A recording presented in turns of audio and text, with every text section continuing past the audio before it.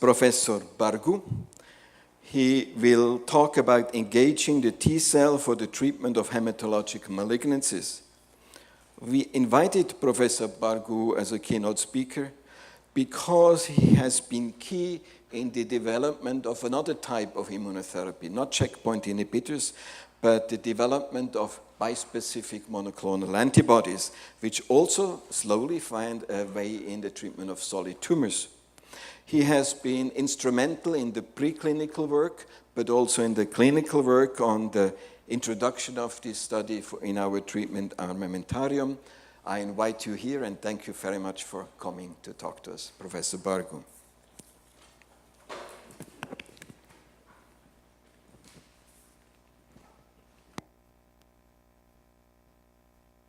Yeah, thank you very much for this very kind invitation. It's an honor and pleasure to have the keynote lecture here in this interesting symposium. It's also interesting to see how you developed your comprehensive cancer center. It's quite in parallel what we did in Würzburg, actually, also starting in 2010 and 11. I think it's interesting times.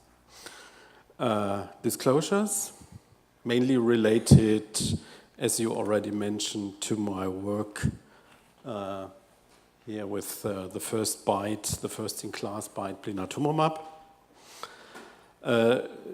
At the beginning, I would like to give some general remarks on immuno-oncology, immunotherapy, and then, of course, the major focus will be on BiTEs, but also some aspects of CARs will be mentioned, and then I will present some thoughts on future direction in the field of T-cell engaging therapy. So, with the exception of allogeneic stem cell transplantation, one can state that a kind of targeted and rational immunotherapy entered clinical practice in the late 90s of the 20th century with Rituxan for treatment of B-cell non-Hodgkin's lymphoma, and it took another decade or even more until we learned to utilize the power of the T-cell system for targeted cancer therapy. And this is the armamentarium you have already mentioned in your nice introduction.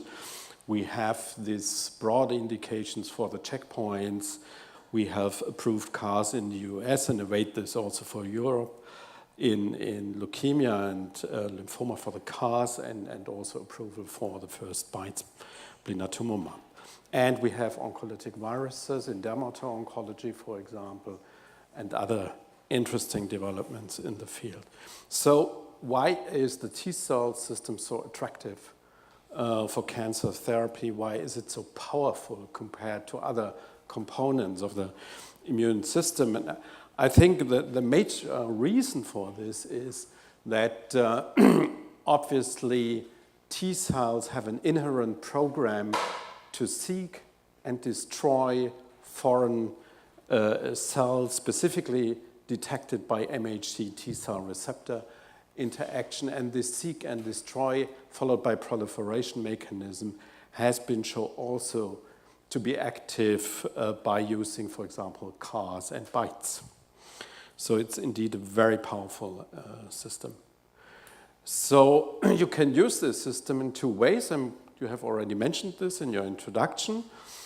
Parts of tumors and tumor cells have mutated new antigens presented by MHC and recognized by the specific T-cell receptor, and in this case, you can release the brakes, for example, by inhibiting checkpoint inhibitors. The best known axis is the PD-L1, PD-1 axis with a huge number of approved antibodies up to now. And there are other checkpoint inhibitors and many other factors of the immunosuppressive microenvironment which will be used probably in the future for this approach. However, all these approaches strongly depend on the fact that the tumor cell presents mutated new antigens. So we know from many studies, genome sequencing, immunoprofiling, and so forth, that many tumors harbor mutations that are simply not neoantigenic, one reason. Or we have a selection for clones with mutations affecting the antigen processing machinery. So these tumors are simply not accessible per se, per definition, by this approach. And for those tumors, we can utilize BiTEs and CARs, which are able to engage T cells in an MHC-independent manner just by targeting a selected tumor-associated antigen, MHC-independent, in an MHC-independent manner, and the other arm is directed against the constant part of a T cell receptor, usually CD3 epsilon chain, and a similar approach is followed by the CAR T cells. These are genetically modified T cells, bichimeric antigen receptors, also targeting here via single chain FV part a tumor-associated selected antigen. So two very related approaches to recruit T cells in an MHC-independent manner. We focused on the bispecific approach since many years. This is a close collaboration, started as a close academic collaboration between the group of Gerd Rüttmüller and Peter Kufer at the Institute of Immunology in Munich at that time, and my group in Berlin, which is now in Würzburg. We focused on the so-called BiTE format, or developed this format. These are relatively small bispecific adapter molecules exclusively consisting of these variable binding domains of two different parental antibodies, CD3-directed and tumor antigen-directed, connected by small linker peptides.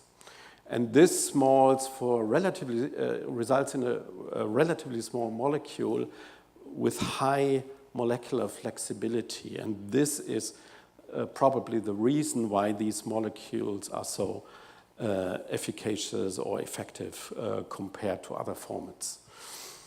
And the clinically most advanced BiTE is directed against the B-cell differentiation antigen CD19 called blinatumomab, B-cell lineage anti-tumor antibody, and obviously can be utilized for the treatment of various B-cell malignancies.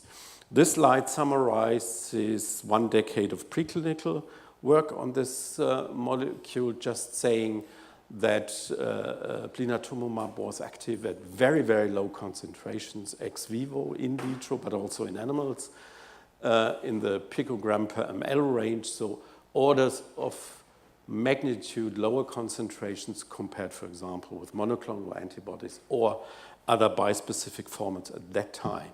And the other observation was that blin-activated T cells do strongly proliferate and perform serial lysis, seek and destroy, at very, very low effector-to-target ratios. So only a few effector cells were sufficient to start the whole process. Blinatumomab does not require additional T-cell co-stimulation, at least for effector memory T cells, was active in various animal models, and the other point was that this relatively small molecule has a short serum half-time of about 2 to 3 hours in preclinical models, and we learned this also in humans, probably mainly due to renal secretion due to its molecular size below 60 kilodalton. And this influenced the design of the first phase 1 trial. We started at that time in patients with relapsed and refractory B-cell non-Hodgkin lymphoma, and we decided to administer blinatumomab as a continuous IV infusion via a portable port pump system for 2 to 8 weeks in order to maintain continuous T-cell activation via over extended time periods. And we decided these 6 dose levels. We started with 0.5 microgram per meter square per day up to 60, and this calculation was based on the data from the preclinical models. These are the baseline characteristics of the patients of the first phase 1 trial. Overall, 76 patients were enrolled. The median number of previous therapy was 3, so a relatively heavily pre-treated patient cohort. The majority of patients had either follicular lymphoma, mantle, or aggressive diffuse large B-cell lymphomas. So in very short words, the toxicity profile observed in this phase 1 trial, so the most common side effects based on the mechanism of action were flu-like symptoms such as fever, chills, fatigue, and so forth.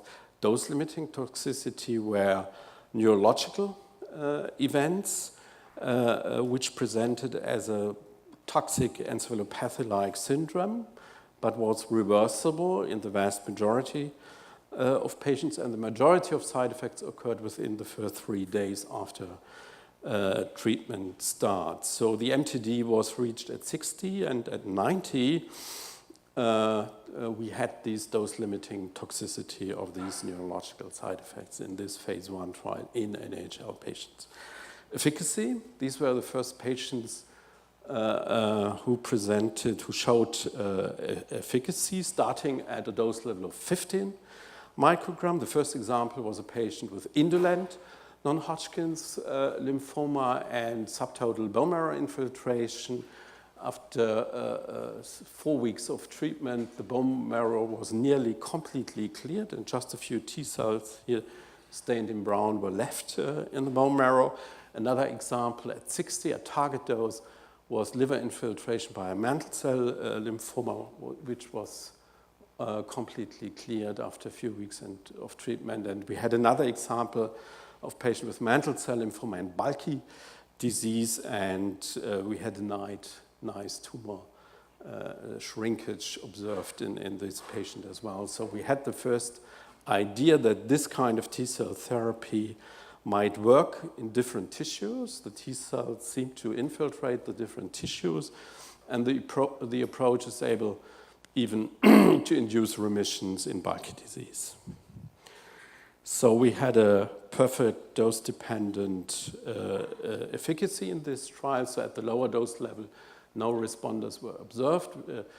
First responses started at 50 and 60, and at the MTD level, we had a response rate, including CRs, of roughly 70% in this trial. Efficacy was observed across all histological subtypes, including, of course, follicular lymphoma, formerly 80%, aggressive lymphoma, roughly 50% response rate, and mantle cell lymphoma as well. So efficacy data, meanwhile, were confirmed in a small pilot phase 2 trial. And we have, in the next step then, because we started these trials more than 10 years ago, we have long-term follow-up of a few patients, not yet published. These are raw data from our phase 1 trial in NHL patients showing that blinatumomab is able to induce long-term remissions in terms of overall survival, progression-free survival, and treatment-free survival. But the important thing here is that long-term remissions and long-term benefit can exclusively be observed at target dose at 60. So the higher target dose is not only important for inducing a higher rate of remission, but also translate into long-term benefit. It's therefore crucial, at least in lymphoma patients, to achieve higher doses. And I mentioned before the dose-limiting toxicity are neurological side effects. So we worked a lot on the question how this might occur, what are the underlying pathogenetic mechanisms, and have collected a series of preclinical as well as clinical data, which now results, I think, in a nice hypothesis how this might occur. So we have developed a kind of pathogenetic model and developed targeted mitigation strategies for blin-associated neurological events. So to understand this mechanism, one has to have a look at the early pharmacodynamics data of the phase 1 trial, showing that blinatumomab in the peripheral blood does not only induce ongoing B-cell depletion, here shown in green, which is the obvious target cell, and T-cell activation and proliferation, here in blue and red, but also a transient and rapid induction of T-cell redistribution and depletion in the peripheral blood at the beginning. So this was the initial observation, and we asked why this happens. And we analyzed in these patients, therefore, cell adhesion molecules and markers of endothelial T-cell interaction. And we found that blin is able to induce, indeed, the activated variant of this adhesion molecule LFA1 on T cells, which is an early cell adhesion molecule after T-cell activation. And we also observed induction of angiopoietin-2, which is a marker for endothelial cell activation. So there, obviously, blinatumomab induces early T-cell activation, early adherence of T-cells to the endothelial wall, and starts to communicate, the T-cell starts to communicate with the endothelial cells as reflected by the increase of these activation markers. And this idea was supported by further clinical observations. Here is one histological brain section of an ALL patient who died after blinatumomab treatment. And what you can see here is that the T cells stained here in brown adhere again on the luminal side at the beginning of the endothelial wall of small brain vessels.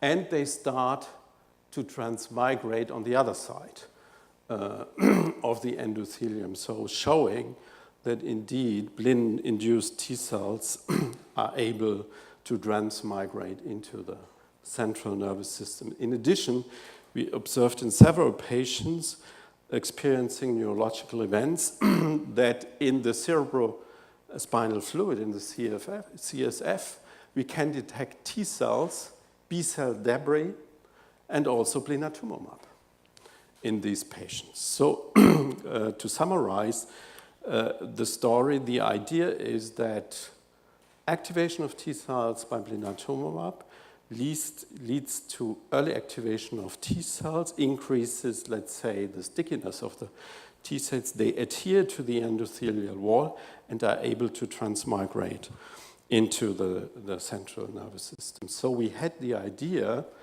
that if it would be able to, sorry, it's the other direction, would be able to interfere with this process. For example, by mitigating here the interaction of LFA1 with its ligand on the endothelial cell, P-selectin, by pharmacological means, we could also mitigate neurological side effects. And we could identify one old drug, it's a heparin-like a molecule called PPS, pentosan polysulfate, which indeed inhibits the expression of P-selectin in endothelial cells in vitro, and there are other drugs on the way, specifically blocking, for example, P-selectin on endothelial cells. And we started to treat 3 patients in the first phase 1 trial via amendment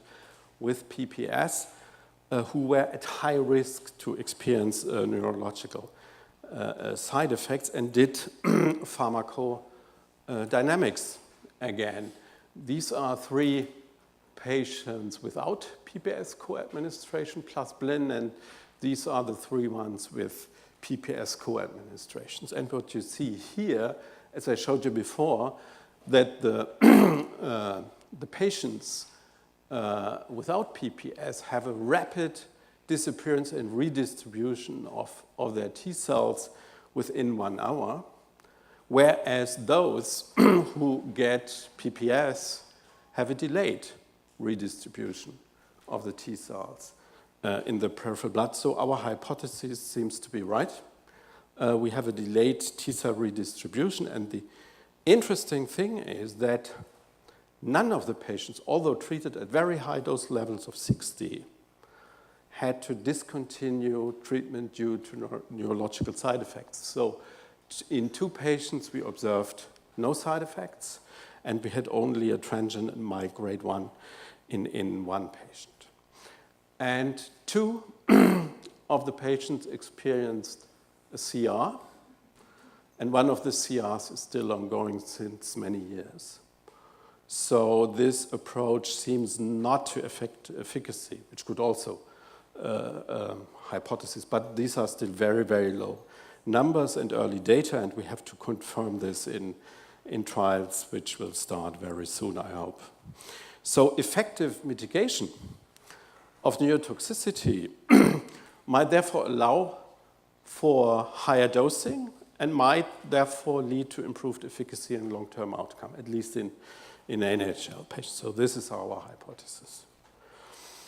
So what about the CARs in the setting? We have now, meanwhile, very nice data with the CAR approach in refractory aggressive lymphoma, here published last year in the New England, showing an overall response rate of more than 80% in these patients and ongoing progression-free and overall survival, and obviously patients with complete response do better compared to those achieving not a complete response.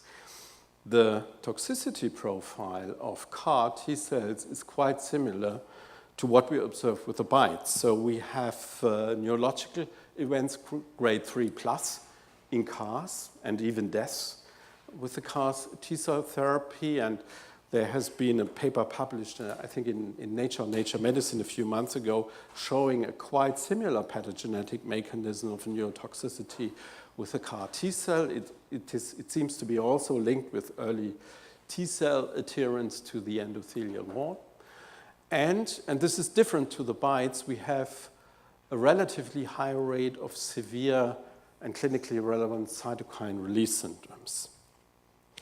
So if we compare the toxicity profiles of blinatumomab versus CD19-positive CAR T cells, we observe a very similar neurotox profile, but differences in cytokine release, so higher rates in CAR T cell trials compared to the blinatumomab trials. And one reason for this is that we can relatively easily manage cytokine release with blinatumomab, for example, by stepwise dosing, or by just starting with a prephase to lower the tumor load, because cytokine release syndrome, at least with blinatumomab, is strongly associated with tumor load. So now coming to blin in B-lineage acute lymphoblastic leukemia. We started the first trial in the MRD setting, so not in full-blown hematological or morphological relapse, in the MRD setting. And the main reason for this is that at that time, the value, the predictive and also prognostic value of MRD was well established by the European and German ALL study groups compared to the study groups in the US. And this was the reason why we could perform this trial here in Europe and also in Germany. We had clear data that persistence or relapse of minimal residual disease detected at that time by PCR, it's now more next generation sequencing, predicts hematological relapse and is an adverse prognostic factor in patients with B-lineage ALL. And even in the setting of allogeneic stem cell transplantation, detection of MRD remains an adverse prognostic factor, and in other words, MRD negativity is a prerequisite for cure. So we treat clinically healthy patients on a molecular level. So this is an ideal experimental setting for early clinical testing, and this was the reason why we started in the MRD setting. And this was the first patient treated at that time in a trial performed at our center in Würzburg, an elderly patient receiving several blocks of chemotherapy for nearly 1 year, including induction, consolidation. The patient came into hematological remission, but never achieved MRD negativity by chemotherapy. And after nearly 1 year, tumor load was increasing, came close to clinical relapse. And at that time, we enrolled the patient in the blinatumomab trial. And it was the first time that the patient was MRD negative treated by blinatumomab. The overall response rate in this setting in terms of MRD negativity was in this small pilot trial 80%. And these data could recently be confirmed by the European multicenter BLAST trial. So this was the first multicenter targeted MRD trial of its kind at that time. With more than 100 ALL patients in the MRD setting, we could reproduce the MRD response rate, and the outcome and long-term analysis showed that getting an MRD negative status is highly predictive and improves relapse-free survival compared to those patients not achieving MRD negativity. And long-term analysis confirmed this in terms of overall survival after median observation of roughly 4.5 years. The median overall survival is not reached in complete MRD responders. So probably these patients are cured now. We then, in the next step, tested blinatumomab in full-blown relapsed patients in several trials. This was the first international registration trials, also performed not only in Europe, but also in the US, in full-blown relapse. And what you can see here is that response rate is inferior compared to the MRD setting. So in these heavily pretreated patient cohort, we had a CR rate of about 43%, and at a median follow-up of about 9 months at that time, 45% of the responders were alive and in remission. And based on this data, the FDA has approved Blincyto for the first time for treatment of relapsed and refractory ALL. And the data are even better for those patients in this setting of full-blown relapse, achieving an MRD response, which are about 70 to 80% of the CR patients. So the MRD responders, again, to better compared to those who do not achieve an MRD response. Finally, we have performed an international, or to be precise, Amgen has performed, meanwhile, registration trial, a randomized trial comparing blinatumomab with salvage chemo in the relapse refractory setting, showing that blinatumomab has a superior overall survival and also an improved quality of life compared to patients treated with chemotherapy. So if one summarizes or tries to compare the results of the different ALL trials in the MRD and full-blown setting, it becomes obvious that efficacy seems to strongly correlate with either lines of previous therapies or with tumor load. Or in other words, the higher the tumor load and the more intensive the pretreatment, the worse the outcome. So for example, here in the registration trial, patients with more than 50% bone marrow blasts have a CR rate of roughly 30% compared to those with less than 50% blasts showing a CR rate of 70%.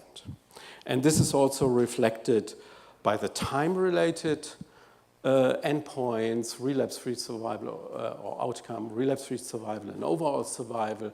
So we have clearly, or seem to have, because we compare different trials, a better outcome in the MRD setting. And therefore, the next steps are now to integrate blinatumomab close to first line or into the first line setting, and to treat in a targeted fashion minimal residual disease, not only in ALL. This is probably also a very interesting concept for other lymphomas and cancers as well.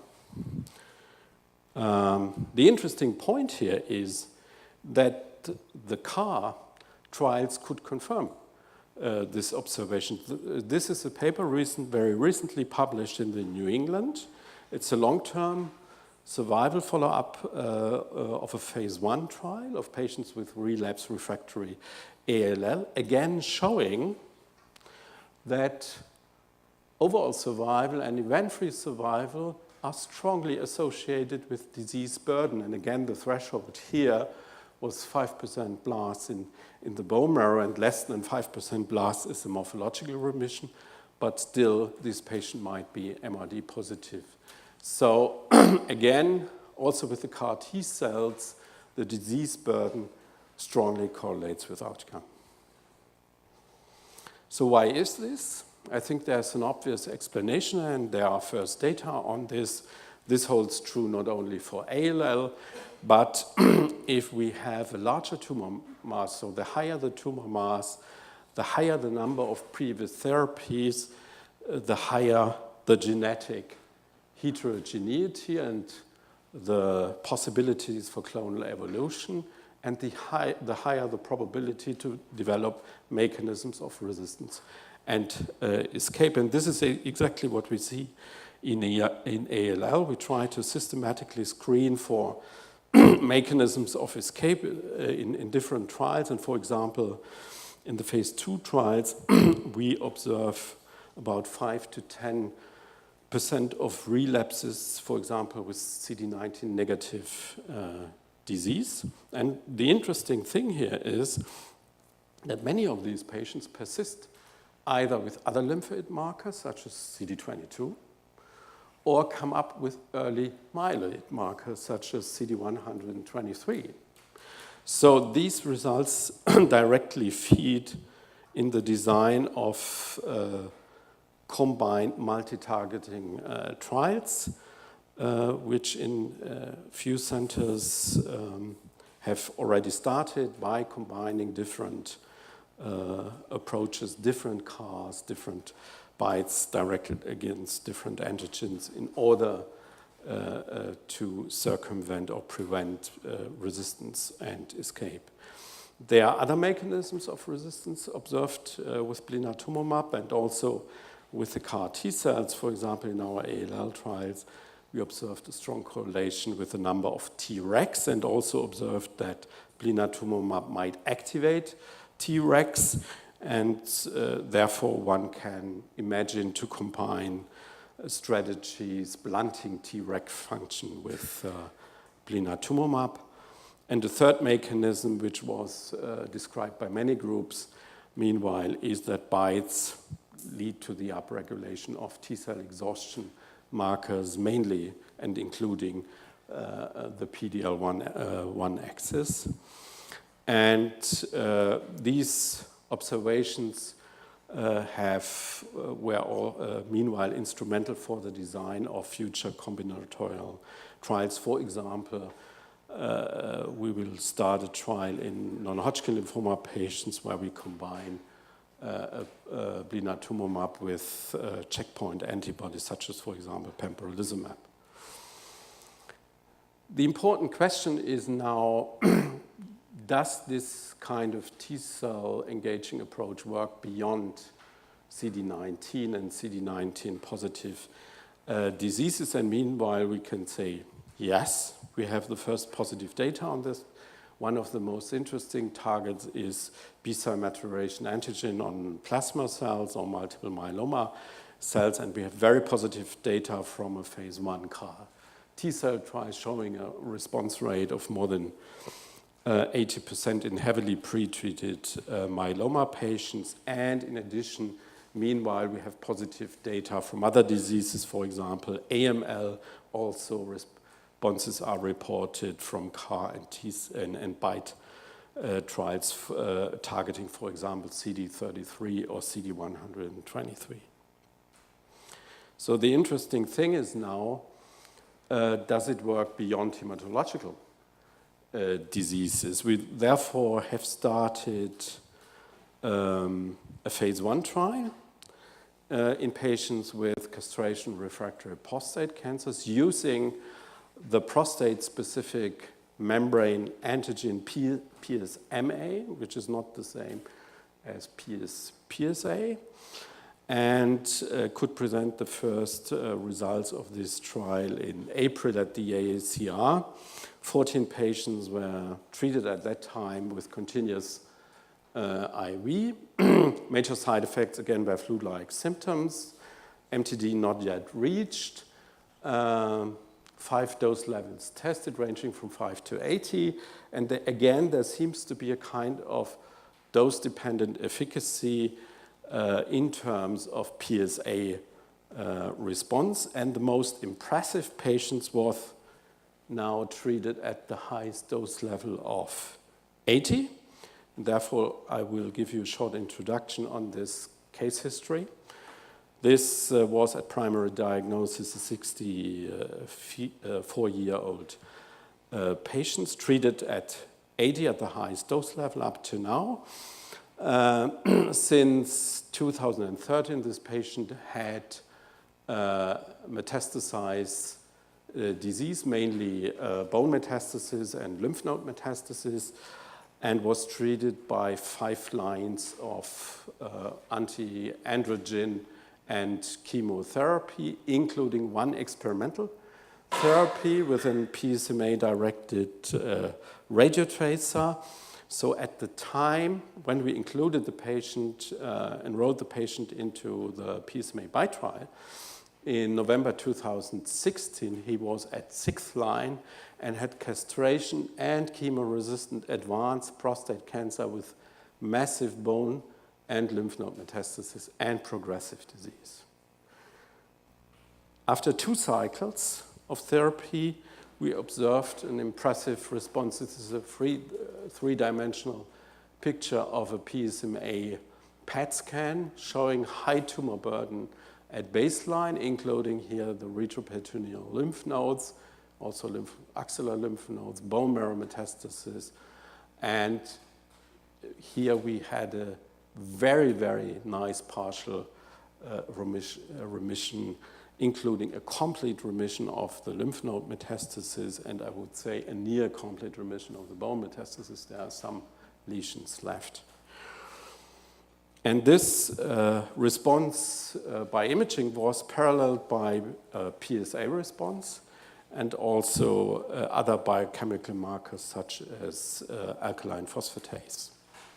And also, and this was most impressive, the clinical symptoms improved after therapy. So at the beginning, the patients had severe clinical symptoms such as tumor-associated anemia, fatigue, abdominal pain, and urinary obstruction due to the lymph nodes in the retroperitoneum. And 3 months after start, all tumor-related clinical symptoms resolved. The patient had an excellent quality of life, started traveling, and so forth. And I think this was a very impressive clinical case, and we hope that we continue this trial next year. So this slide summarizes some of our activities stimulated by these observations. So we are now quite confident that this approach might only work in common solid tumors.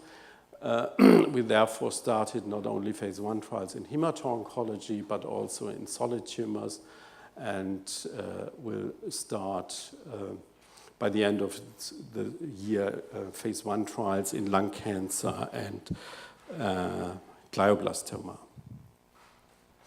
So coming to an end, what are the new developments in the field? What are the future directions? And how can we summarize what I said?